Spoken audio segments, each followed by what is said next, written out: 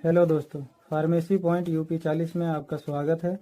आज हम बात करने वाले हैं खांसी कितने प्रकार की होती है और कौन सी खांसी में किस सिरप का इस्तेमाल करना चाहिए। तो चलिए वीडियो को शुरू करते हैं। दोस्तों, खांसी दो प्रकार की होती है। नंबर 1 सूखी खांसी यानी कि ड्राई कफ, जिसे हम नॉन प्रोडक्टिव खांसी के रूप में जानते हैं। और दूसरी होती है बलगम वाली खांसी यानी कि बेड कफ, जिसे हम प्रोडक्टिव खांसी के रूप में जानते हैं। तो दोस्तों, पहले बात कर लेते हैं सूखी खांसी के बारे में। दोस्तों, सूखी खांसी भी 3 तरह की होती है।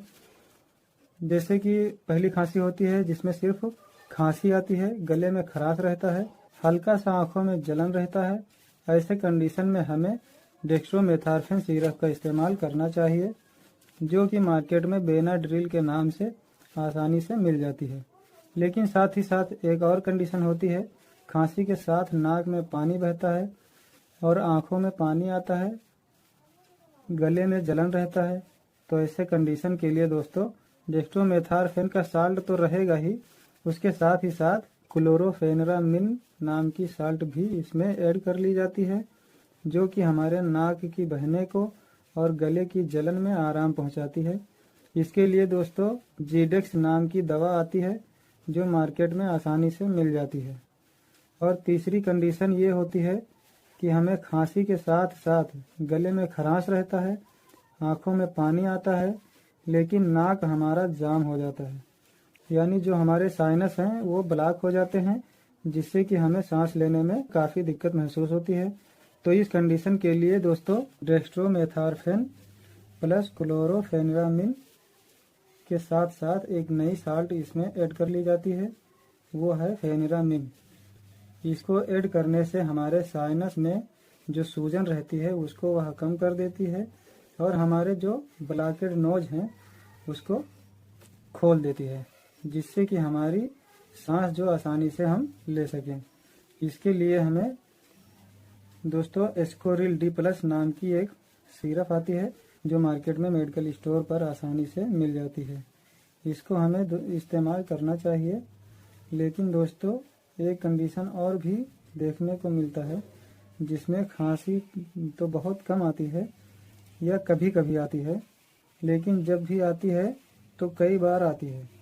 ऐसे कंडीशन हो जाता है कि खांसते खांसते पलटी हो जाती है, पूरा चेहरा लाल हो जाता है, जिसे गांव में हम काली खांसी कहते हैं। ऐसे कंडीशन में दोस्तों हमें लियोक्लोरपेरास्टीन फेंडिजोएट नाम का साल्ट लेना चाहिए, जो कि गिरिलिंटस एल के नाम से मार्केट में मेडिकल स्टोर पर आसानी से मिल जाती है। दोस्तों, हमने ऊपर जितने भी कंडीशन बताए हैं, जितने भी सिरप बताए हैं, इन सारी सिरप का हम डोज जान लेते हैं।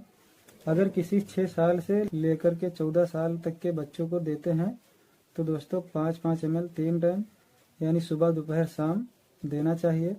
अगर खांसी बहुत ज़्यादा आती है तो दिन भर में 4 बार कर सकते हैं।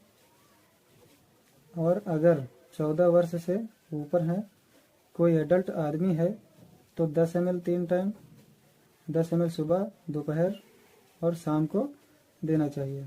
अगर खांसी ज़्यादा आती हो तो दिन भर में 4 टाइम 6-6 घंटे के अंतराल पर इसका इस्तेमाल कर सकते हैं। दोस्तों, ये तो हो गए ड्राई कफ यानी नॉन प्रोडक्टिव खांसी। अब दोस्तों हम बात कर लेते हैं प्रोडक्टिव खांसी यानी बेड कफ के बारे में। बेड कफ यानी बलगम वाली खांसी, जिसे हम प्रोडक्टिव खांसी के रूप में जानते हैं। इस खांसी में हमें सांस लेने में दिक्कत होती है और डॉक्टर जब हमारा फेफड़ा स्टेथोस्कोप से चेक करते हैं तो घड़-घड़ की आवाज़ें आती हैं। यह इसलिए होता है कि हमारे सीने में बलगम भरा होता है, जो कि पूरे फेफड़े को जकड़ लेता है और हमारा सीना कसा कसा महसूस होता है।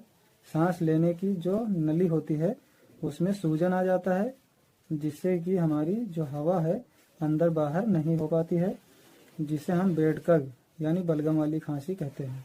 ऐसी कंडीशन में 2 तरह की अप्रोच होती है। पहली है हम मरीज को ऐसी दवा दें कि मरीज की जो सांस लेने की जो नली है उसको खोल दे, जिससे कि हवा आसानी से अंदर बाहर आ जा सके।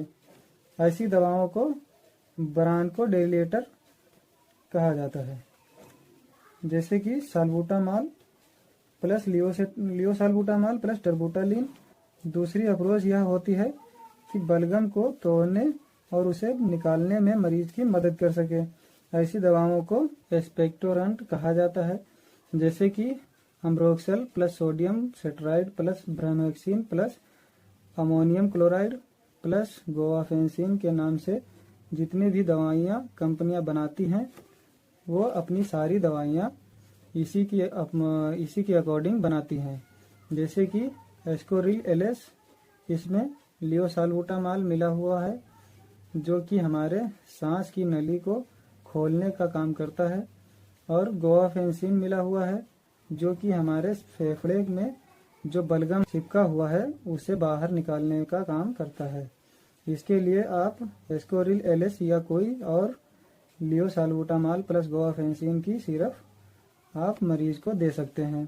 साथ ही साथ इसमें एक कंडीशन और भी होती है कि कुछ मरीज को सूखी खांसी भी आती है और कभी कभी बलगम भी निकलता है।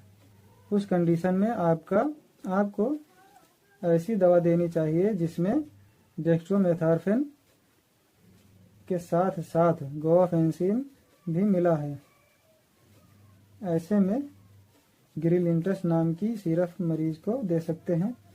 यह सिरप मरीज को ठीक करने में बहुत मदद करता है। तो दोस्तों, ऊपर मैंने बलगम वाली खांसी की जितनी भी दवाइयाँ बताई हैं उनकी डोज जान लेते हैं। 6 वर्ष से लेकर के 15 वर्ष के बच्चों को 5-5 ml 3 टाइम सुबह दोपहर शाम, और 4 साल से 6 साल के बच्चों को 2.5 ml सुबह दोपहर शाम, और 15 वर्ष से ऊपर वाले व्यक्तियों को 10 ml 3 टाइम सुबह दोपहर शाम, और बहुत ज़्यादा खांसी आने पर 4 टाइम 6-6 घंटे के अंतराल पर इसका इस्तेमाल कर सकते हैं। बलगम वाली खांसी की कुछ कॉमन साइड इफ़ेक्ट होते हैं, जैसे कि हाथ पैर में कंपन होना, जी घबराना, मिचली होना। इससे घबराने की ज़रूरत नहीं है। जितनी दवाइयाँ आप ले रहे हैं, जो डोज ले रहे हैं, उसको आप आधा कर दें। समय समय पर पानी पीते रहें। 1 घंटे 2 घंटे के अंदर आपको आराम मिल जाएगा। ये सारी साइड इफ़ेक्ट कॉमन होती है, किसी किसी को हो जाती है। दोस्तों, ये वीडियो आपको कैसा लगा? अगर आपको अच्छा लगा हो तो वीडियो को लाइक करें, चैनल को सब्सक्राइब करें और अपने दोस्तों में शेयर करें। मिलते हैं किसी अगले वीडियो में, तब तक के लिए जय हिंद।